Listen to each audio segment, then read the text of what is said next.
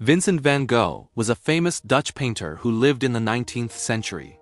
He is not usually called a leader in politics or war, but he became a leader in art because his ideas and style later guided many other artists. Today he is one of the most well-known painters in the world. His life was full of hard work, deep feelings, illness, and strong hope. Even though he was not famous while he was alive, his paintings later changed the history of art. Vincent was born on March 30, 1853, in a small village in the Netherlands called Zundert. His father was a church minister, and his mother loved nature and drawing. Vincent grew up in a quiet, religious home. As a child, he was serious and thoughtful. He liked walking in the countryside and looking at plants, fields, and the sky. These early experiences with nature later became very important in his art. When Vincent was young, he did not plan to become a painter. He first worked in an art shop that sold paintings. This job helped him learn about different artists and styles. Later, he tried to become a teacher and then a preacher like his father. He even went to poor mining areas in Belgium to help workers and preach to them. He cared deeply about poor people and wanted to help them live better lives. However, he was often too intense and emotional, and he did not succeed in these jobs. After many failures, Vincent decided to become an artist when he was around 27 years old. This was quite late compared to many other artists. At first, his drawings were simple and dark. He practiced every day and studied human figures, especially poor workers and farmers. He wanted to show real life, not only beauty but also hard work and suffering. One of his early famous paintings is The Potato Eaters, which shows a poor family eating together under a weak light. Vincent's life was not easy. He often felt lonely and misunderstood. He did not have much money and depended on his younger brother, Theo, for support. Theo worked in an art gallery and believed strongly in Vincent's talent. He sent Vincent money and letters full of encouragement. Their letters are very important today because they tell us about Vincent's thoughts, fears, hopes, and dreams.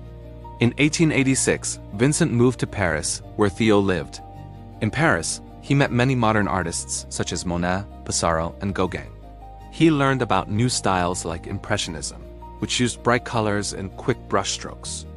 Vincent's style began to change. His colors became lighter and brighter, and his painting became more energetic. He started using yellow, blue, and green in strong, bold ways. Later, Vincent moved to the south of France to a town called Arles. He loved the sunlight there. The sky was blue, the fields were yellow, and the nights were full of stars.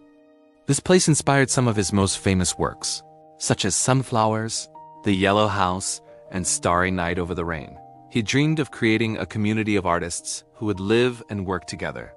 He invited the painter Paul Gauguin to stay with him. However, Vincent's mental health became worse. He suffered from deep sadness, fear, and confusion. He and Gauguin argued often. One night, after a terrible fight, Vincent had a mental breakdown and cut off part of his own ear. This event showed how serious his illness had become. He was taken to a hospital and later entered a mental asylum in Saint-Remy. Even in the asylum, Vincent continued to paint. Art was his way to survive and express his feelings.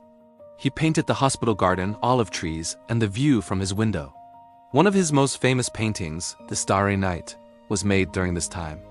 The swirling sky and bright stars show both beauty and strong emotion.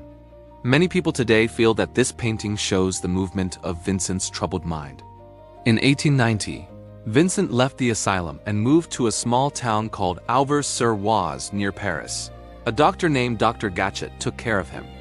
Vincent painted many pictures in a very short time, including fields of wheat, village houses, and portraits. Although he was working hard, he still felt very sad and tired of life. On July 27, 1890, Vincent shot himself in a field. He did not die immediately, but 2 days later, he passed away with his brother Theo by his side. He was only 37 years old. At the time of his death, he was almost unknown as an artist.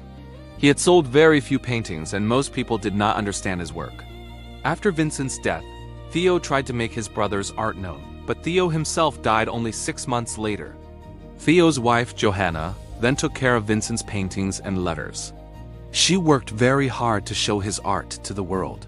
She organized exhibitions and shared his story. Slowly, people began to see the beauty and power in Vincent's paintings. Today, Vincent van Gogh is considered one of the greatest artists in history. His bold colors, thick brushstrokes, and emotional style influenced many later artists. He became a leader in modern art, even though he never knew it during his life. His work showed that art can express deep feelings and personal struggle, not just perfect beauty. Vincent's life teaches us many lessons. It shows the importance of passion, hard work, and staying true to one's vision, even when others do not understand. It also reminds us that people with mental illness need care, kindness, and support.